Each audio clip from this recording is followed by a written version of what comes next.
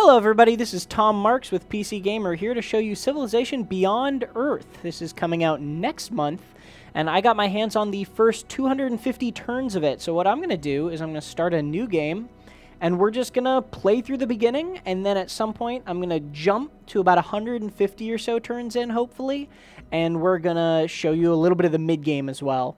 So getting into the game right away, as you'll see right off the bat, choosing your civ is a very different experience. You don't just choose a civ that has its bonuses and its unique units and start the game. You choose a sponsor first, which is like these basically fake countries that the civ designers pretended, oh, what if, you know, in the future these countries combine or something like that. So we have Polystralia, we have the African Union, which is the one I'm going to go with, because I really like the food bonus. And so each of these just give you some long-term bonus, like a normal civ would. But after that, you get your colonists. And so this is where Firaxis has done a really good job of theming the game around space exploration and colonizing a new planet. And that whole space vibe is great. So now I choose my colonists, and it's so cool. That they give you this level of depth that you're basically customizing your own civilization. You're not just choosing a preset one. I'm going to go with artists because I think culture is really important, and you'll see why when we get in game. And it also gives you health, which is replaced happiness, and I'll go into that a little bit later. Energy has replaced gold, so they've skinned a few things in some places. You then choose your spacecraft, which gives you this big one-time bonus right away. I'm going to do the Continental Surveyor, which you guys will also see what happens when you get in-game. It's pretty cool. Your cargo also just gives you kind of like a one-time bonus, like start with a soldier or start with a worker. I'm going to start with the pioneering technology. That'll let us build colonists, which are the equivalent of settlers. So that'll get us expanding really quick. And then finally, you choose your planet. So rescanning right now kind of doesn't do much. These different types of worlds are all basically just different map types, and you have more map types here. I think this will get fleshed out a little more. This is an early version of the game, so it's not done, and I think there's going to be more to this. I can't say for sure. So let's just go with Harrison. We'll start on a Terran world. That's basically just the continent's map type, and we'll jump in, and you'll be able to see how choosing your civ is not the only thing that's very different. One of the things I want to emphasize is a lot of people have been looking at Beyond Earth's preview stuff and being like, oh, it's just going to be like a reskin of Civ 5. I really think that this feels like a sequel. It doesn't maybe feel like as big of a jump as 4 did to 5, but you play it very differently, and the game feels very different, and it really is, in my eyes, a true sequel rather than an expansion. So you don't start with a settler. Instead, you start with this area that you can land in. So I can choose to found my first city anywhere in these hexes. Fiber, these are just some resources. You see some little alien dudes here. That's another resource. Just gives you more food. What is this? Fungus. That's another resource. This is the first of the strategic resources that you'll see. It's Firaxite. Aptly named after the game developers, I assume. And that has a lot of late game implications that I don't know specifically about because I've only been able to play the first 250 turns. So we're right on the coast. A lot of good resources around us. I don't know. Let's start. Not much production. This is kind of a crummy area for production. So I think what I'm going to do is start us right here so that we can expand there and there. It seems like a nice little spot.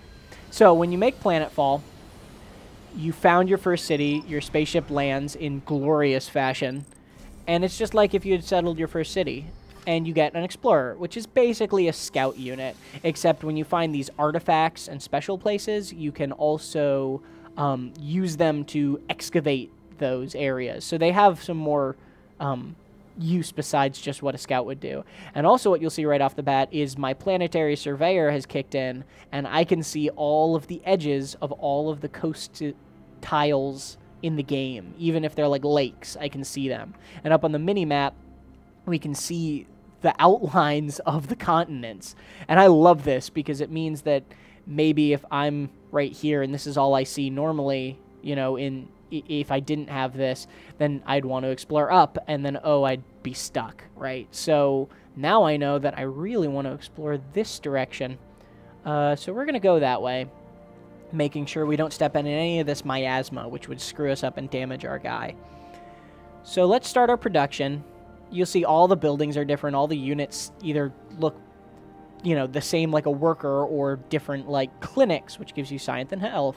Old Earth Relic. This is what I'll be going with, because once again, culture I think is very important to the beginning of this game and the game in general in the new virtue system, which I'll talk about a little later.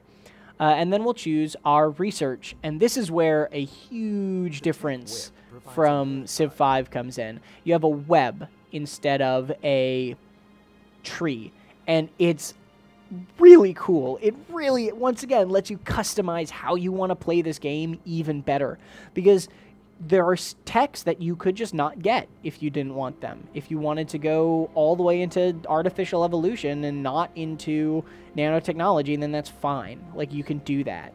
The one thing that I don't like about the tech web is it's significantly less intuitive to learn for a newer player. In Civ 5, if you were like, all I really know, I don't know how to play the game, I don't know what any of the techs mean, but all I really know is I want to be a militaristic power and I want to go kill people, then you wouldn't know which tech you'd want, but you could read, oh, archery, that's pretty intuitive, I can just do that to be military. But here, it's engineering, physics, chemistry, genetics, and ecology. And I don't really know, if I'm a new player, which one of those would be militaristic for me. It's way less intuitive, and that's because of the space theme. And I'm glad they didn't dumb it down, but they also did add this filter thing where if I'm like, I want to go culture, then here are all the things that have culture involved in their technology. So they did try to compensate for this, but it's still very unintuitive. So that's just something to keep an eye out for. It's something you'll learn as you play the game more, but for new players, it could be way, way overwhelming, especially when compared to Civ 5's tech tree. So let's go with engineering. That'll get us more energy, which is essentially just gold, as I said. And it'll reveal titanium, so that'll be good for when we're starting to expand right away. Because I do want to have a wide civilization. It's more fun that way for me. So here's our health. Here's our energy. As you can see, the basic resources or the basic strategic resources are xenomass, floatstone, and fyraxite. And those kind of roughly correlate to these three affinities: harmony, purity, and supremacy. And those have a lot of effects on how you upgrade your units, which I'll talk about later, but they also have a lot of effects on endgame victory, and in general just give you bonuses, like explorers can build an additional expedition, or aliens will not attack tiles with explorer units on it, which is really, really nice, because they really hate your explorers, I've found. We'll see if I can't find some aliens as we go. Oh, we found a resource pod. Resources pods are basically just ancient ruins, you know. Okay, so there's a crazy alien. It's a sea dragon. Sea dragons are not much of a threat. They can't attack ranged, and they can't attack land, so I'm just going to leave him be.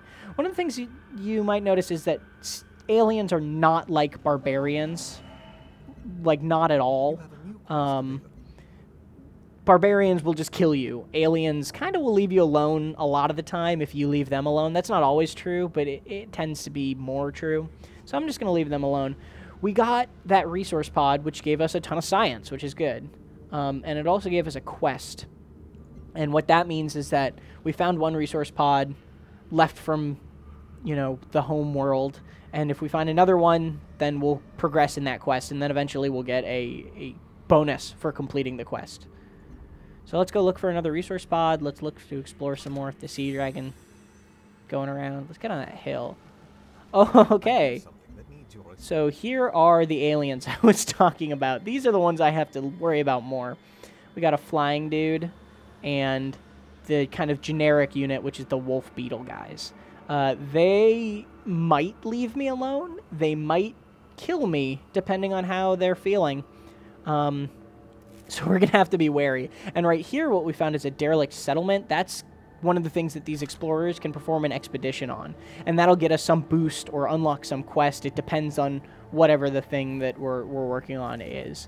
I'm probably not going to try to do an expedition right there right away, because these guys get mad when you do expeditions, is what I've found. So I'm going to probably leave them alone for now. Unless they move away. Let's see if we can get away with it. Yeah, let's try to get away with it. That'll take 5 turns. So he sets up his expedition. It means we're not going to be able to explore for a little bit, but that's okay.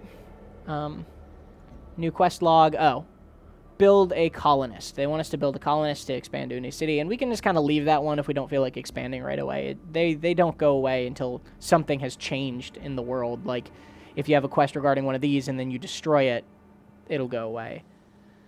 I wonder if these guys are going to get wrecked. Let's take the gamble. And they got wrecked. Okay. So that's unfortunate. We just lost our explorer. That's a really big bummer. But that's okay. We'll regroup. We'll build another explorer after this old Earth relic. And now we can develop a virtue because we got all the culture from bringing artists along as our colonists. So virtues are the new social policy screen, essentially. And I like them way more. I think they're so cool.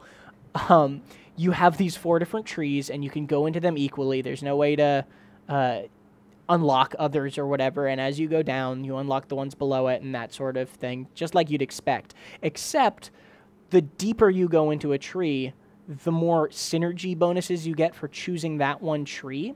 So after you put 5 into might, you get +5 strength and range strength for all units. When you put 5 into knowledge, you get +10% culture in all cities.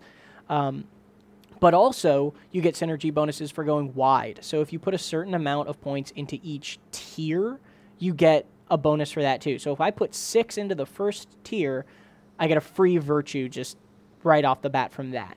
So it incentivizes you really going wide and deep. Not just like in Civ 5 where you wanted to max out a social policy to get whatever the bonus was at the end, and it didn't really matter if you did others in between unless you wanted to. Here it really, really incentivizes you. If I max out 5 in this, all I have to do is put 1 point to any other tree, and I'll immediately get that synergy bonus. So it's worth it in a lot of cases. I'm going to go with free 10% food retained after a city grows because I love growth. And here you see 4 more in prosperity for the synergy bonus, 5 more in tier 1 for the synergy bonus. So that's good. Let's get our old Earth relic done, and we'll build... Dang, really wish we didn't have to build another explorer, but that's okay. Civ is as Civ does. And Beyond Earth fits the theme of exploring an alien planet very well, as you'd imagine, by being very harsh to navigate. There's, miasma will hurt you, and there's these canyons that just block the path, and there's a lot of stuff that gets in your way, and that makes sense if you are exploring an uninhabited alien world. So I'm going to do the classic beginning of a Civ game thing and pound the end turn button for a little bit. And here's exactly what I was hoping would happen. Every building in this game has a quest associated with it. Oh, wait, actually, this is just a normal quest. So we brought a lot of plants from Old Earth, and some of them are going unchecked. So we can either choose to contain the outbreak of non-local plants, and that'll get us a harmony affinity bonus, or we can ignore it, and that will give us purity and supremacy, depending. So I'm going to go with ignore and just kind of let the other plants take over because I want to go for supremacy. Harmony is like you're working with the planet. Supremacy is you are kind of controlling the planet, and purity is you're only Earth and you want to stay Earth. So we'll go with that one. And we can immediately develop another virtue, which will get us a free worker. I like that a lot. And our free worker is going to go do this fiber thing so that we can get more production. And end turn. So what I was hoping would happen is this. Oh no, this is not it again, I'm sorry. The invasive plant has begun to spread, eliminating other resources in the surrounding land. So since we let it go crazy, we could either use it as a crop for food or energy. So I want to go for energy because that's a supremacy route, and the other way is purity, so I'm going to do that one.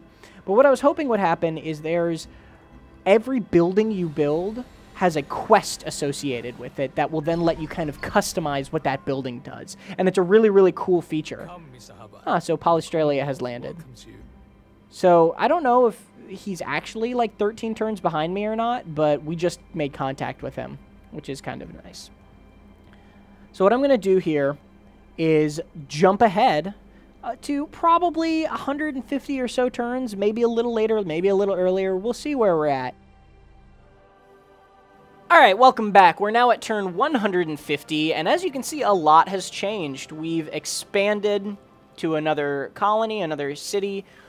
We have another colonist on his way over here, and we've met our neighbors. The purple they're pretty nice. They're expanding into this really alien-infested area. And Ark are a bunch of jerks. They're really mad at me for clearing miasma, even though I was doing it in my own house. The AI is kind of weird and finicky. But that's not really a new thing with Civ. So as you can see, they have a bunch of military units just kind of chilling, and they just were really mad at me. So I think I'm going to need to start building up an army just to deter them. Let's see what else has changed. I had a colony here that got wrecked by a siege worm. That really wasn't fun.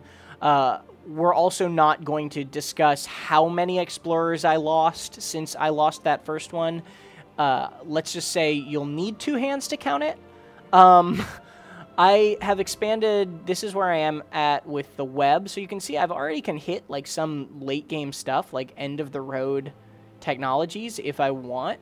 But I'm still kind of expanding from the center. Right now I'm going for terraforming, which will get me floatstone quarries, which is really, really good. I have a huge amount of production. I was worried about production in this city, but I have a huge amount of production in this city, so that's really nice. And I also have these things called, what are they? Ultrasonic fences. Yeah, which means aliens can't come within 2 tiles of my cities, and then I upgraded those so that my trade routes are actually also protected from alien attacks, which is great. I have a point in supremacy, which means my explorers can explore more, and I have a point in purity, and the only reason I did that was because my explorers were getting attacked so much that I wanted the ability to have aliens not attack my explorer units, which is actually why you see I don't have a military unit exactly with this colonist. I have an explorer, because as long as he's on their same tile, he's protected. Oh, excuse me. So what we're going to do is right off the bat, we're actually going to found this colony right here to show you what that's like. So you start as an outpost, and when you start as an outpost, it means that I can't do anything with this city until it's grown into an actual city. And to do that, it has to just expand to all 6 of these tiles, and then it's a real city. So we're going to protect that. We're going to have our trade convoy. Trade routes are exactly the same as in Civ 5. Maybe little differences here and there, but they're what you'd expect. So I'm going to have him continue his previous trade route. I'm going to send this explorer to excavate this, even though that'll probably make this guy mad at us. There's also a guy right here, so one of them is going to be upset that we're doing this, and I don't really care. They can deal with it. We're going to choose our production here. Let's go with the auto plant. That'll increase our production even more. And we have a quest decision. So, earlier you guys missed this. We accepted these augmented people into our culture, and this was a quest decision. And what that meant was not much, but it means that now, since we did that, we have this quest decision. We can either research augmentations, which will give us a supremacy boost, or we can restore their humanity and get rid of augmentations, which will give us a purity boost. I want to continue going for supremacy, so I'm going to accept that and go there. And now we have 1 experience towards the next affinity level. So let's keep on trucking. Get out of turn 150 and keep moving. As you can see, too, the coastal surveyor is actually really nice because it means I wanted to expand, and I didn't want to expand up here because it was really hostile and not very good, and I just said, oh, I know that there's a place right here. I'm just going to cross, and I did, and that safety was really comforting. We can get another virtue. You can see I went really wide with my virtues, which I actually I like a lot because it got me both of these synergy bonuses, which are really, really helping. And this synergy bonus is kind of far away, and none of these really enticed me. So I just went wide, and I was rewarded for it. I'm going to get profiteering, because if you can see, we're low on health. Health is really hard to generate. It's like, it's probably the most difficult resource, even way harder than happiness. Maybe I'm just teching wrong. I don't know, but I'm going to go for profiteering for health. That will also get me the synergy bonus in industry. Yeah, let's keep going. Man, my capital has a lot of boosts. We are working on a wonder right now, which is almost done, the Ectogenesis pod. So there are still wonders in this game, but they're not like, you know, the Great Wall, because obviously there's not, this is the future. So the wonder right now that we're working on is the Ectogenesis pod, and that'll get us just a bunch of food and production. And the wonder we have is the Gene Vault, and that gives us a bunch of food and a little bit of culture. I really like food. These were also just the wonders that kind of came along with the technologies that I wanted. And it's interesting to see with a web that the wonder race might be different, because depending on which direction in the web you go, you get access to different wonders. The other national wonder that I built was the spy agency. And so these are your spies. When you build a spy agency, you automatically get 3 spies. I have one in my capital, just kind of doing counterintelligence, guarding. And the others are doing operations. They just completed the operations of siphoning energy, which is why I just got this huge boost in energy right now. And that is leveling them up slowly. So next, I'm going to go for stealing science. And I think that'll be really, really good. So both these guys are stealing science. It's also, I have a spy, so that's also the reason that I have sight on that capital. Okay, let's steal science. Ooh, we might want to buy a bunch of military units. Because now that we have that huge boost of energy, we can totally afford it. And this mass of troops, oh my. I bring forth myself. I shall be the everborn and the never dead. That's really creepy. But we got the Ectogenesis pod. So I might want to build units just to protect. Yeah, they have a siege unit too. I'm just going to buy a bunch of units. I think that's probably the smart thing to do. So what we'll do is we'll start building a gunboat. Well, what's the most expensive? Probably a gunboat, right? Yeah, gunboat. So we're going to start building a gunboat, and then we're just going to purchase, like, a attack jet, and we're going to purchase a ranger, and we're going to leave it at that for now. Oh, we'll also purchase a trade vessel, just because we have the money to do so. And what that trade vessel will let us do is it'll let us send across the sea to this new colony, and that will really boost its growth. It'll make it a real city much, much quicker. Our ranger is up and running. I'm kind of scared to attack these guys, because what happens if you attack aliens enough, then they get mad at you. And when they actually get mad at you, that's when they'll kind of start just blindly attacking your guys. That's how I lost an outpost to the siege worm, is I was down here attacking some aliens to get to an artifact, and it made them angry, and suddenly all the aliens on the planet were angry, and the siege worm just destroyed me. So that was a bummer. But we're going to put this guy right here just to kind of... That's our ranged unit. Trade vessel, like I said, outpost growth. Yes, I'm sure. Tac jet, awesome. I'm just gonna make him sleep. We'll just use him for bomb runs and stuff like that. I think we are almost about to lose our satellites. These are miasmic repulsors, and so the satellite screen is, it just gives you this little range, and this is hugely expanded by a couple buildings that I have. Normally it starts out much, much smaller than this. And what the miasmic repulsor does is over 10 turns, it gets rid of all the miasma in that area. And that's what made Ark mad at me, is I guess they're going purity, so they like miasma, but they can deal with it. I'm very much the kind of guy who doesn't care what the AI says or does. They can just deal with the problems I'm giving them. We completed an expedition. Oh, he's mad at us for completing an expedition. That makes sense. But what did the expedition get us? Oh, we got preliminary research on distant technology, alien ethics. So what that means is if we go into alien or the map, alien ethics, while all the others around here are either 24 or 51, alien ethics will only take 18 turns. So it basically cut off 6 turns if we ever want to research alien ethics, which is kind of cool. I guess that's a little far away, but that's nice. It's better than nothing. Let's do fortify. Our gunboat will head down in between the 2 cities. Our explorer can just automate, and he can dance around, look for things. All right. Production. Let's just keep building military units. You know what? I think that's probably a swell idea. We don't have anything else to build here. We have all of the buildings we can possibly build right now. Maybe that was my fault. I kind of didn't tech correctly, I guess. And this will be one of the things that separates really good players from just casual players and like me. Which is if you tech correctly, you should always have something to build, right? Like you should want to keep doing that. But this place had such high production, I couldn't keep up with that. Let's keep going. The aliens, I just don't want to bother the aliens. They can't come within 2 squares or tiles of our city anyway, so I'm just going to leave them alone. Plus, they kind of are a nice little buffer against Ark. If Ark decides to attack, maybe the aliens will jump on him. Gunboat in position.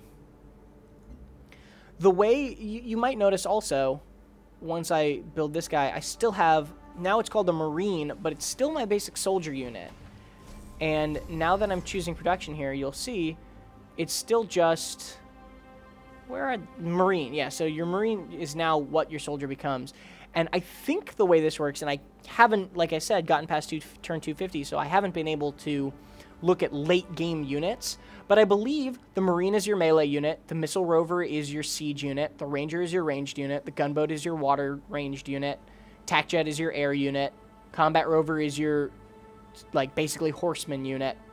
And as you go, and as you level up in affinities, you level up those units rather than unlocking new ones to research and like obsoleting old ones. So my soldier got a level up when I hit level 1 at an affinity, and it became a Marine, and it got increased strength, and it got this upgrade that I got to choose, so it heals when it's on its own. If I get to a 2nd level of an affinity, then my Combat Rover, or not Combat Rover, excuse me, Ranger will get a level up, and it'll get increased strength, and it'll get an upgrade of my choice. So you don't get these new units and research new units. You upgrade your affinities, and that upgrades your military. So affinities have widespread implications. Our Combat Rover is here.